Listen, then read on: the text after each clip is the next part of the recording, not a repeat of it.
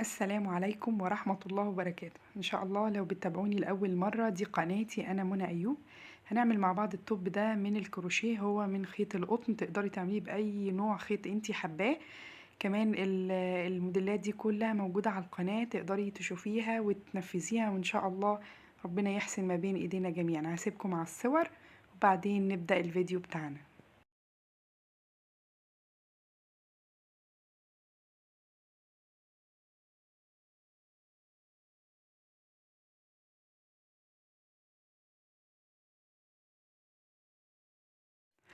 انا عندي خيط قطن، كان عندي بواقي، يعني ده السمك بتاعه رفيع شوية، تقدري تستخدمي اي خيط انتي حباه.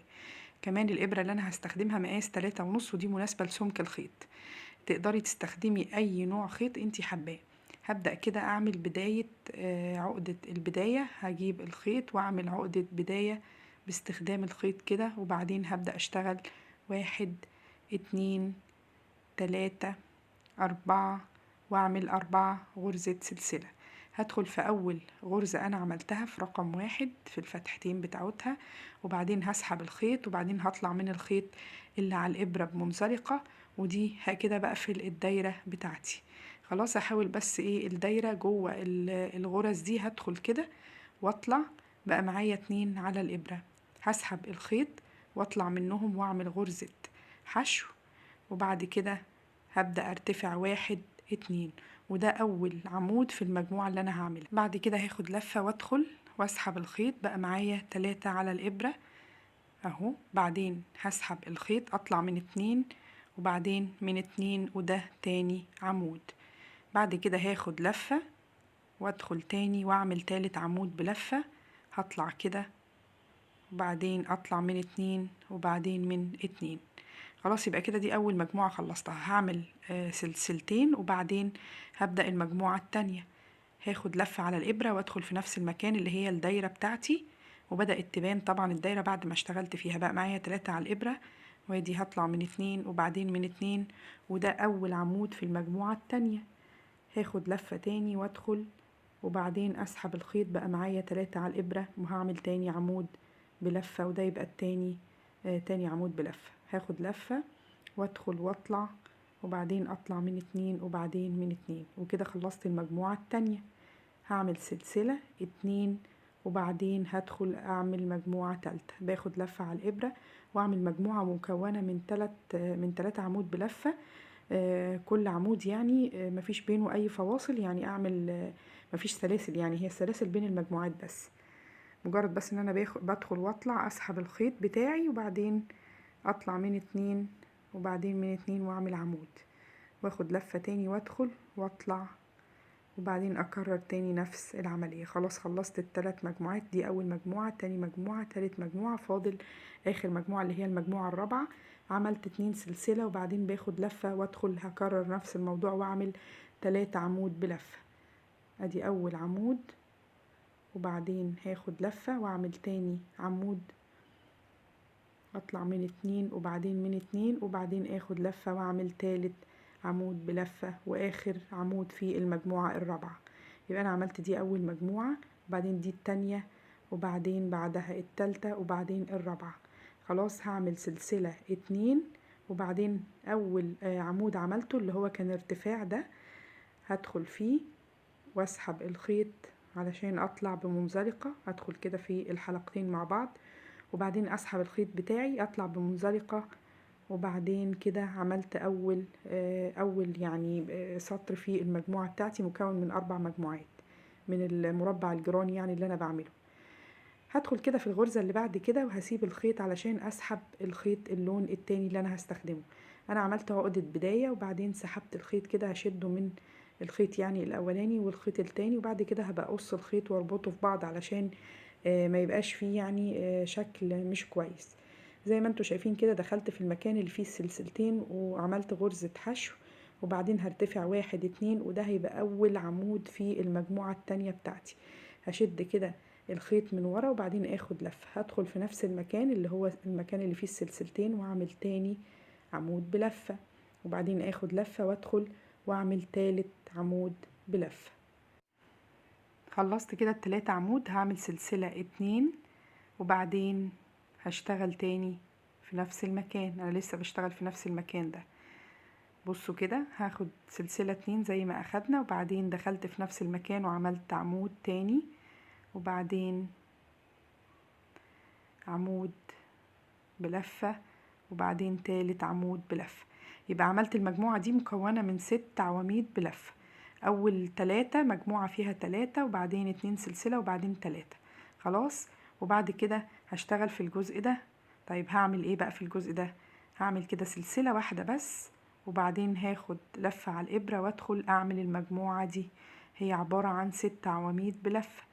اول 3 ادي اول واحد، وبعدين تاني واحد، وبعدين سلك بس الخيط بتاعي، وبعدين تالت واحد، تالت عمود بلفة، هسحب 3 على الإبرة، هطلع من 2 وبعدين من 2، وبعدين أعمل 2 غرزة سلسلة، 1 2، وبعدين هاخد لفة وادخل هنا واطلع أعمل عمود بلفة، وبعدين تاني عمود بلفة، وبعدين تالت عمود بلفة. ويبقى كده خلصت ال6 عواميد بتوعي.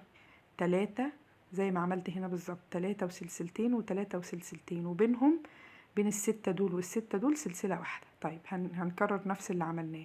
هاخد سلسلة واحدة، وبعدين نكرر تاني نفس الشغل. هاخد لفة وادخل في المكان ده واعمل اول عمود بلفة، وبعدين تاني عمود بلفة، وبعدين تالت عمود بلفة، وبعدين هنكرر سلسلة 2، وبعدين اخد لفة وادخل واعمل 3 عمود بلفة تاني.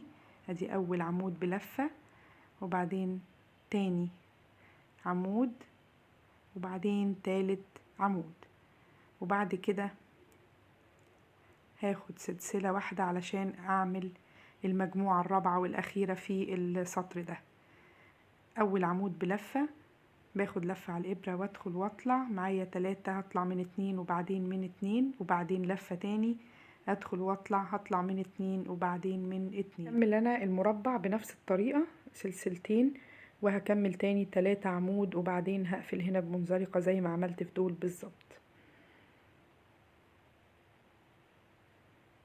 كده خلاص المربع خلص وقفلته بمنزلقة، وبعدين هدخل في الغرزة اللي بعد كده واسحب الخيط اللي هو اللون الاخضر اللي انا هعمله، اللي هو السطر الثالث من المربع. وهتشوفوا فيه التزايد او السطر ده بيتعمل ازاي في مربع الجراني. هشد بس الخيط كده علشان اثبت ايه اللون اللي هو الثالث اللي انا هشتغل بيه. هاخد كده غرزة اثبت بيها الخيط، وبعدين ابدأ اشتغل. هدخل جوه المكان اللي فيه السلسلتين واطلع واعمل غرزة حشو، وبعدين ارتفع 1 2، وبعدين اخد لفة، ده اول عمود، الارتفاع ده اول عمود، واخد لفة واطلع واعمل تاني عمود بلفة، وبعدين هاخد تاني لفة على الابرة وادخل واطلع واعمل تالت عمود بلفة. طيب الجزء ده هشتغل تاني 6 عمود، يعني سلسلتين، وبعدين اعمل 3 عمود بلفة بنفس الطريقة اللي اشتغلنا بيها الجزء الاولاني او المكان اللي هو السطر التاني في المربع الجراني. وده تالت عمود بلفة، وبعدين هندخل هنا في بين المجموعتين، الجزء ده اللي هو كان فيه سلسلة واحدة، ده اللي هيبقى فيه التزايد بتاعي بتاع المربع. هناخد سلسلة واحدة، وبعدين اخد لفة واعمل مجموعة مكونة من 3 عمود بلفة. ادي اول عمود، وبعدين اخد لفة وادخل واطلع واعمل تاني عمود بلفة، وبعدين ادخل واطلع واعمل تالت عمود بلفة. وبعدين في الجزء اللي هو هاخد سلسلة اهو، وبعدين اخد لفة في الجزء اللي هو الركن بتاع المربع. هعمل الجزء ده اللي هو عبارة عن 6 عمود، 3 سلسلتين 3. ادي اول عمود، وبعدين ده تاني عمود بلفة، وبعدين تالت عمود بلفة، وبعدين سلسلة 2، وبعدين اخد لفة على الابرة وادخل واعمل 3 عمود بلفة. ادي اول واحد، وبعدين تاني عمود، وبعدين تالت عمود. كده زي ما انتوا شايفين اهو شكل المربع ده، ضلع من ضلوع المربع زي ما انتوا شايفين. نفس الفكرة هعمل تاني المجموعة دي او الجزء ده هعمله هنا. هاخد الاول غرزة سلسلة وبعدين ابدأ اعمل 3 عمود بلفة، وهكذا لغاية ما اخلص السطر ده من المربع بتاع الجراني. هاخد لفة وتالت عمود بلفة اهو، وبعدين سلسلة واحدة، وبعدين في الركن ده هعمل المجموعة اللي هي 6 عمود بلفة، 3 سلسلتين 3، وهفضل ماشية كده لغاية ما المربع يخلص عندي واقفله بمنزلقة، علشان لو هعمل سطر جديد طبعا على حسب المقاس اللي انتي واخداه. كمان في الفيديو انا هوضح لكم ازاي تعملي مقاس اكبر، ازاي تاخدي مقاس البنوتة او حتى لو حريمي، لو مقاس حريمي ازاي تاخديه وتعمليه ان شاء الله وتطلعي بالظبط المقاس بتاع المربع بتاعك. هشتغل انا المربع لغاية النهاية وبعدين ارجع اقول لكم هنعمل فيه ايه. انا كده خلصت المربع، هو قفلته بمنزلقة، وده مقاس المربع الصغير في البليرو بتاعي او التوب قصدي. انا عملته اهو، وانتي تقدري تزودي بقى كل سطر. بصوا هنا المكان ده اللي هيطلع فيه الوحدة دي هتبقى وحدة هنا ووحدة هنا، وبعدين الجزء ده وبعدين وحدة هنا ووحدة هنا وهكذا. ده كده المربع الكبير بتاعي انا عملته. بص الصغير اللي هو ده، انا هحتاج عدد مربعات 18 مربع صغير و2 كبار. طيب المربع ده ما عملتش فيه حاجة غير ان انا بمشي بنفس الطريقة اللي اتعودنا عليها في الفيديو، وبعدين هيطلع المربع الكبير. طيب انا عملت ايه؟ المربعات اللي انتوا شايفينها دي انا رصاها، هي دي رصة التوب بتاعي. دول كده مربعين وبعدين مربعين مربعين، الكبار دول اهم 2 يعني صدر وظهر، وده 2 اهو كمان، وده 2. انا رصاهم ليه كده؟ عشان يسهل عندي الشغل بتاعي ووقت التثبيت. بصوا المربع ده والمربع ده انا تانياهم على 2، دول مش 2 فوق بعض، ده هو 2 كده علشان جزء يدي الصدر وجزء يدي الظهر. خلاص، ودول كمان بنفس الطريقة، المربع ده اهو متني على 2، وكمان المربع اللي تحت ده متني على 2، وده عشان يدي الصدر ويدي الظهر. الفكرة كمان ان انتي تقدري توسعي، لو انتي عندك مقاس اكبر تقدري تعملي بدل المربع المتني ده تعمليه 2، يعني لو انتي حابة توسعي اكتر يعني، او المقاس كبير حريمي. انا لقيت ده مناسب للمقاس بتاعي. انا حبيت كمان اشيل المربع ده والوحدة دي، انا هسيب لكم اللينك بتاعها في صندوق الوصف. كنت عاملاها في بطانية بيبي، وكانت بصراحة عجباني جدا، ولما حطيتها كده لقيت شكلها احسن بكتير من المربع الجراني اللي هو في النص. هخلي دي للظهر عادي، ودي هحطها في الصدر كده زي ما انتوا شايفين. انا عندي وحدة تانية ممكن اعملها شنطة للبنوتة، هتبقى شكلها ظريف جدا. طيب تعالوا بقى نشوف انا عملت المقاسات دي ازاي وطلعتها ازاي. انا اولا كنت عاملة المقاس ل6 سنين، بس اكتشفت ان هو طالع يدوب، فاللي هتعمل المقاس ده تعمله ل5 سنين. وطبعا احنا هنشتغل بالسنتيمتر، يعني اي مقاس انتي حابة تعمليه هتعمليه. انا خدت الطول من فوق لتحت طلع 25 سنتي، وده خلي بالكوا توب قصير، وخدت من الجنب ده للجنب ده 30 سنتي. انا بقيس على اي بلوزة او بليرو او بادي عندها او اي حاجة. خلاص، وهنعمل بقى بعد كده الكمر، وكمان الكمر بتاع او الاستك بتاع الحوض، وكمان الاستك بتاع الرقبة.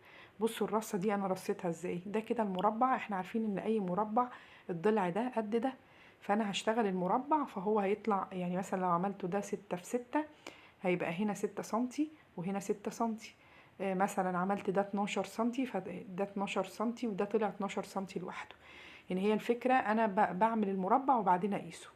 خلاص، انا اهو المربع اللي في النص ده. طيب المقاسات عندي ايه؟ كانت 3 سنتي اللي هو المربع اللي متني على نصين، وبعدين 6 سنتي، وبعدين 12، وبعدين 6، وبعدين 3 اللي هو المربع اللي متني على نصين.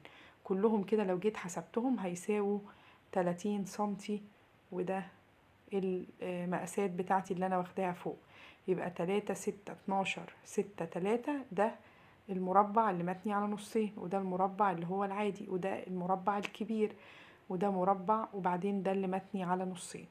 لو جينا بقى حسبنا اللي فوق ده، المربع اللي متني على نصين هو 3 سنتي اللي هو ده، خلاص نصه، وبعدين ده 6، وبعدين ده عادي بالطول 6 زي ما هو متني على نصين بس 6 سنتي برضو، وبعدين ده 6 سنتي. لما جينا نحسبهم على بعض التلاتة طلعوا 21 سنتي، يعني 3 و6 و6 و6 طلعوا 21 سنتي. طب انا الطول النهائي عندي 25، هقولك ما انا لسه سايبة 4 سنتي للمكان اللي هو فيه الكمر. يبقى كده عندي الحسبة كلها 25، يبقى ده الطول اللي انا واخداه. خلاص، يبقى انت تقدري تعملي المربع وتقيسي بعد كده تشوفي هتزودي مربع زيادة ماشي، هتزودي في حجم المربع نفسه ماشي، على حسب المقاس اللي انت واخداه. الفكرة ان انت بتعملي المربعات كده وترصيها، وبعدين تشوفي ال الحجم بتاعك، تقدري تكبري في المربع ده سطر كمان، فلما تيجي تقيسيه مثلا يبقى 8 في 8، يبقى كده لو هتعملي المقاس اكبر. او ممكن المربعات الصغيرة تسيبيها زي ما هي وتكبري بس في المربع الكبير، لو انت محتاجة تعملي مثلا 2 سنتي زيادة بس في المربع ده هيزيد طول وعرض. خلاص، فهي الفكرة ان انتي بتاخدي المقاسات وتفنطيها زي ما انا عاملاها بالظبط. دي الرصة اللي انا رصاها خلاص علشان ابدأ اثبت. انا هثبت بإبرة تنظيف، وزي ما قلت لكم كده ده كده المربع ده وده هاخدهم كده على بعض وابدأ اثبتهم. طيب هثبتهم من هنا، وبعدين هرجع ارصهم تاني عشان اثبت كل مربع في المربع اللي بعده. انا بدخل كده في حلقة من المربع ده وارجع ادخل في حلقة تانية من المربع التاني، ومن نفس الاتجاه بدخل تاني بالإبرة كده واسحبها، وبعدين ارجع تاني ادخل من الناحية دي واسحب الخيط، وبعدين اكرر العملية، ادخل من هنا في حلقة واحدة وبعدين اسحب الخيط، وارجع تاني ادخل من الناحية دي، وهكذا لغاية ما اخيط الجزء ده بالطريقة اللي انتوا شايفينها.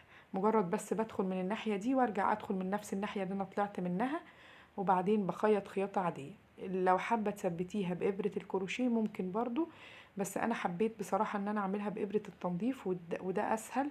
وطبعا الخيط ده هثبته بعد كده بطريقة كويسة. بصوا كده الخياطة مش باينة اصلا ان في حاجة متخيطة.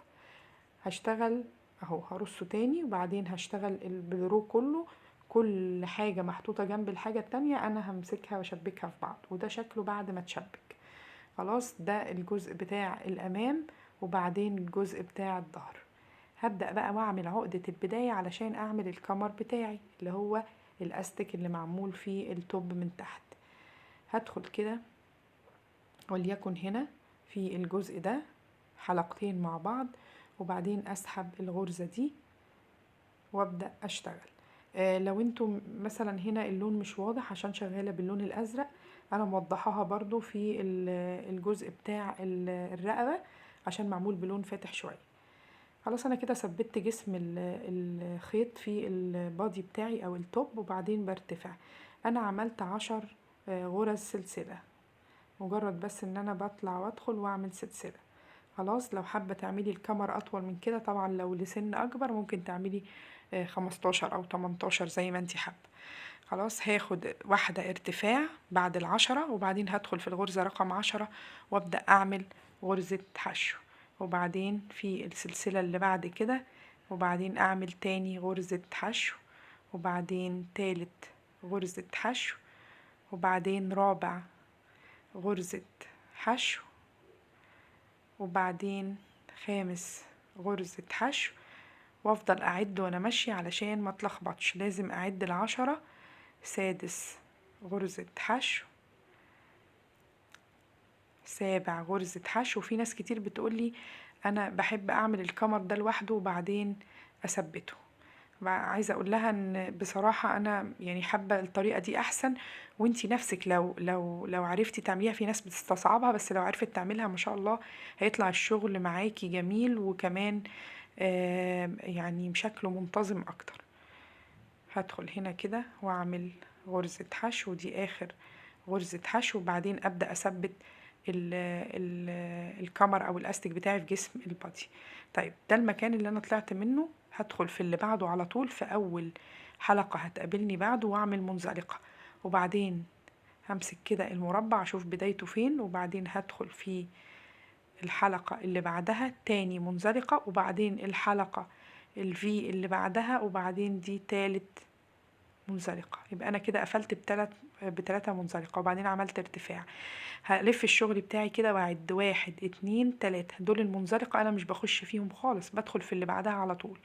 بدخل في الحلقة الخلفية، حلقة بس، مش الحرف الفي كله، لا، الحلقة الخلفية بتاعته، واعمل اول غرزة حشو، تاني غرزة حشو، وبعدين تالت غرزة حشو، وبعدين رابع غرزة حشو، وببدأ اشتغل لغاية ما اخلص ال10 غرز حشو وانا ماشية عشان ابدأ السطر الجديد. هنا خلصت خلاص ال10، هرتفع واحدة والف الشغل بتاعي، وبعدين ابدأ اعمل اول غرزة حشو في الحلقة الخلفية، وبعدين تاني غرزة حشو، وبعدين رابع غرزة حشو، وهكذا برضو لغاية ما اخلص ال10 غرز بتوعي. خامس غرزة حشو، سادس غرزة حشو، سابع غرزة حشو. وزي ما قلتلكوا هو بس الفكرة ان انت تعدي وانت ماشية علشان ما يحصلش لخبطة. هفضل ماشية كده لغاية ما اعمل ال10 بتوعي، وبشتغل في الحلقة الخلفية بس، يعني مش بدخل في حرف الفي كله، انا بشتغل على فتلة واحدة بس علشان يطلع الاستك بتاعي. وبعد ما بخلص ال10 لازم اعد عشان ما اشتغلش غرزة زيادة، وعشان كمان ما اشتغلش في المنزلقة اللي انا بعملهم اللي هم التثبيت بتوع جسم الاستك يعني في جسم البلوفر. طيب بصوا كده انا قربت اهو عشان تشوفوا دول الحلقتين مع بعض. دخلت في اول حلقة وبعدين عملت منزلقة، الحلقة اللي بعدها تاني منزلقة، وبعدين الحلقة اللي بعدها تالت منزلقة. خلاص ارتفع واحدة والف الشغل.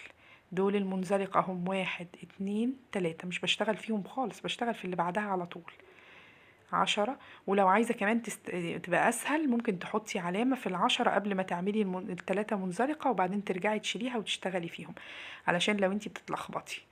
هفضل شغالة برضو لغاية ما اوصل للجزء ده. خلاص خلصت، هرتفع واحدة والف الشغل، وبعدين اشتغل بنفس الطريقة لغاية ما اخلص الاستك بتاعي كله بنفس الطريقة. بشتغل 10 غرز حشو في الحلقة الخلفية، وبعدين اثبت في جسم البلوفر نفسه او جسم التوب بتاعي ب3 منزلقة، وبعدين ارتفع وارجع اكرر الشغل بنفس الطريقة. وهتوضح اكتر في الرقبة لما اجي اشتغلها ان شاء الله. خلصت خلاص الكمر كله بنفس الطريقة اهو. دي خلاص اخر حاجة انا عملتها. ثبت بمنزلقة، هسيب كده جزء من الخيط وبعدين هقصه علشان ده اللي هقفل بيه الفتحة اللي انتوا شايفينها. وبعد كده هجيب ابرة التنظيف هحط فيها الخيط، وبعدين خلاص سحبت الابرة اهي. طيب دي الفتحة خلاص اللي انا كنت بشتغل فيها، هدخل فيها بس الخيط علشان هقفلها خالص كده اهو. خلاص كده. وبعد كده ابدا اخيط خياطة عادية خالص، هحط الوش على الوش، هسحب بس الخيط من الناحية دي واشتغل على الظهر. طيب بعمل ايه انا بقى؟ بمسكهم كده الاتنين على بعض واخلي الجزء كل غرزة يعني قصاد الغرزة اللي زيها، وبعدين هدخل كده في حلقة واحدة من هنا، الحلقة اللي هي الخارجية مع الحلقة الخارجية للجزء ده، وبعدين اخيط خياطة عادية حلقة مع حلقة وهكذا علشان اقفل الفتحة دي. ويبقى كده خلاص الكمر عندي جاهز علشان نعمل الكمر بتاع البلوفر بتاعي. هدخل كده من هنا، وبعدين زي ما انتوا شايفين بصوا كده ده شكلها من الناحية دي. هفضل شغالة واقفله كله بنفس الطريقة. انا خلصت خلاص الجزء بتاع الكمر، وهعمل الجزء بتاع الرقبة. هشتغل باللون ده عشان تشوفوه يا رب يكون واضح، لو حد لان الشغل بتاع الجزء الازرق ده ما كانش واضح. هاجي كده من الظهر وبعدين هثبت الشغل بتاعي، وليكن هنا مثلا في حرف في او يعني غرزة كاملة، مش هدخل في حلقة واحدة، انا بدخل في الخيطين مع بعض. هثبت كده الشغل، والغرزة دي مش بعدها في الشغل بتاعي، انا هرتفع كده 1 2 3 4، وبعدين 5، هعمل كمان 5 6. عملت 6 غرز سلسلة. هرتفع واحدة وادخل في الغرزة رقم 6 واشتغل تاني غرزة حشو، وبعدين تاني غرزة حشو، تالت غرزة حشو، واعد وانا ماشية عشان اشتغل 6 بس، وبعدين رابع غرزة حشو، خامس ادي رابع غرزة حشو، وبعدين خامس غرزة حشو، سادس غرزة حشو، سادس غرزة حشو، وبعدين هثبت في جسم التوب بتاعي. طيب هدخل هنا واطلع اعمل اول منزلقة، وبعدين في الغرزة اللي جنبها اعمل تاني منزلقة، وبعدين في اللي بعدها واعمل تالت منزلقة، وبعدين اخد ارتفاع واحدة ارتفاع. بصوا كده ال3 منزلقة اهم، يا رب يكونوا واضحين. اوريهم لكم برضو بالابرة كده. بصوا انا عندي الغرز بتاعة المنزلقة اهي، دي كده واحدة، خلاص 2 3. دول مش بشتغل فيهم خالص وهم متثبتين اهو على الجزء الابيض فباينين كويس. دول انا ما بشتغلش فيهم خالص، انا بشتغل من اول الحلقة دي اللي هي الرقم 6، اللي هي برضو هعد وانا ماشية كده، فهيديني 6 غرز حشو. هدخل هنا واطلع واعمل غرزة حشو في الحلقة الخلفية، تاني غرزة حشو، وهكذا واعد وانا ماشية.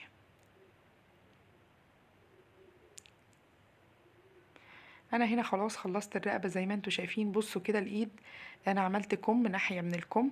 طيب ده مختلف عن الكمر والرقبة في ايه بقى؟ بصوا انا بثبت بطريقة مختلفة. طب انا عايزاها واسعة شوية، مش عايزاها تتلم قوي زي الرقبة، فانا دخلت هنا كده في الجزء ده، وبعدين هسحب كده الخيط بتاعي واثبته، وده مش بعده. وبعدين هعمل ارتفاع، انا عملت مثلا هنا في الارتفاع بتاع الكم اقل من الرقبة بغرزة واحدة، يعني عملت 5 غرز سلسلة بس، خلاص. وبعدين ارتفعت واحدة ودخلت في رقم 5، وبعدين عملت اول غرزة حشو، تاني غرزة حشو، تالت غرزة حشو، رابع غرزة حشو، اسحبها بس، وبعدين خامس غرزة حشو، وبعدين هثبت في جسم التوب. ده مختلف في ايه بقى؟ ان انا بصوا هثبت بكام منزلقة. هدخل كده في حرف الفي ده واطلع واعمل اول منزلقة، وبعدين في حرف الفي اللي بعده واطلع واعمل تاني منزلقة، وبس. هعمل 2 بس، يعني انا كنت ماشية في الرقبة والجزء التاني كنت بعمل 3 منزلقة، الاتنين اهم هسيبهم مش هشتغل فيهم، وبعدين هشتغل في اللي بعدها كده في الحلقة الخلفية بتاعة الخمس غرز، وابدأ اعد برضو وانا ماشية. وبكده ابقى انا عملت الجزء ده بس ب2 منزلقة مش ب3. يعني انا لو عملت ب3 ده معناها ان انا بلم المكان، يعني بعمل الاستك اضيق. عملت ب2 انا كده يعني مثلا بعمله اقل. طب لو انا دلوقتي عامله بلوفر كبير جدا وحابه اعمل له استك المه ويبقى فيه، يعني هو البلوفر واسع اوفر سايز مثلا وعايزه المه، انا ممكن اعمل 4 منزلقه كمان. فده على حسب انتي بتجربي وتشوفي الاستك كده مناسب ولا لا. هفضل ماشيه بنفس الطريقه، ويبقى كده خلصت خلاص التوب بتاعي. لو عجبكم الفيديو ما تنسوش ان انتوا تشتركوا في القناه وتفعلوا زر الجرس علشان ان شاء الله يوصلكوا كل جديد بنعمله. ويا رب ان شاء الله نعمل مع بعض حاجات جميلة. وكده الفيديو بتاعنا يكون خلص، والسلام عليكم ورحمة الله وبركاته.